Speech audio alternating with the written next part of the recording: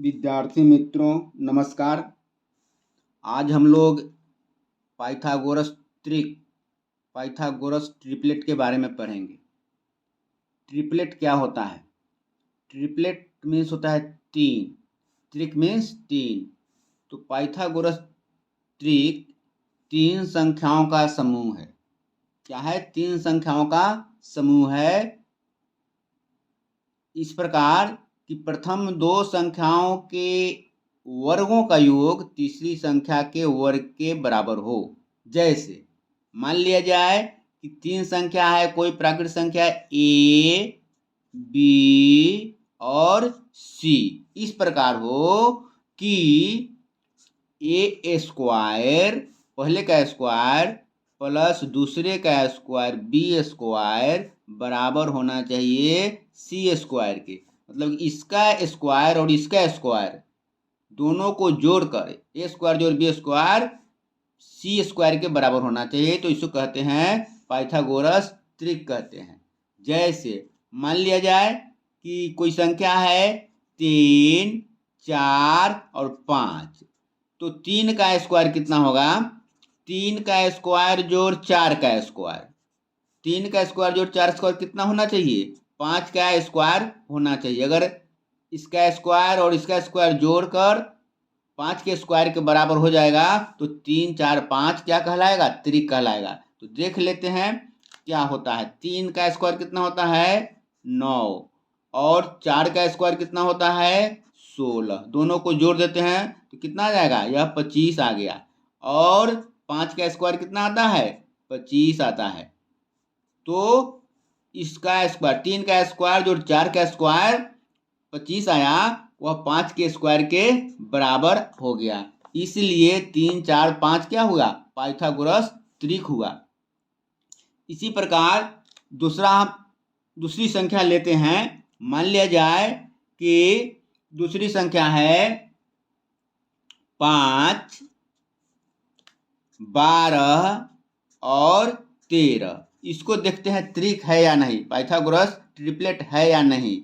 तो 5 का स्क्वायर कितना होता है? इसको अगर 5 का स्क्वायर हो गया हमारा जोड़ 12 का स्क्वायर देखते हैं जोड़कर।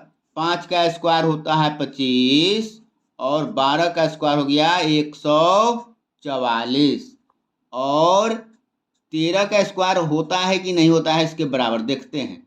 13 का स्क्वायर 5, 4, 9, 5, 4, 9, 4, 2, 6 और 169 हुआ। 13 का स्क्वायर भी 169 होता है, 169। इसलिए 5, 12 और 13 भी क्या हो गया? ट्रिपलेट हो गया। यह भी ट्रिपलेट हो गया, पाइथागोरस ट्रिपलेट हो गया या त्रिक, कुछ भी कहेंगे, दोनों कहते हैं। अगर अब हमको दूसरी कोई संख्या त्रिक ज्ञात करना है तो कैसे ज्ञात करेंगे? अगर हमको कोई एक त्रिक ज्ञात है या याद है तो हम दूसरी त्रिक ज्ञात कर सकते हैं। जैसे मान लिया जाए कि यह त्रिक हम समझ गए, 3, 4, 5 एक त्रिक है, क्योंकि 3 का स्क्वायर जोड़ 4 का स्क्वायर कितना होता है? 5 के स्क्वायर के बराबर होता है, दोनों को जोड़कर। तो अब दूसरा हमको त्रिक मालूम करना है तो कैसे ज्ञात करेंगे?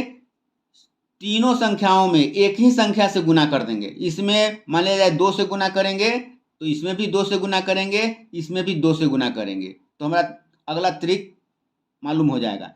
3 में 2 से कर देंगे तो कितना हो जाएगा? 3 में 2 से करेंगे तो 6 हो जाएगा। और 4 में 2 से करेंगे तो 8 हो जाएगा। 5 में 2 से करेंगे तो कितना हो जाएगा? 10 हो जाएगा। तो यह भी हमारा एक ट्रिपलेट हो गया, यह भी त्रिक हो गया। तो देख लेते हैं, जांच लेते हैं इसको।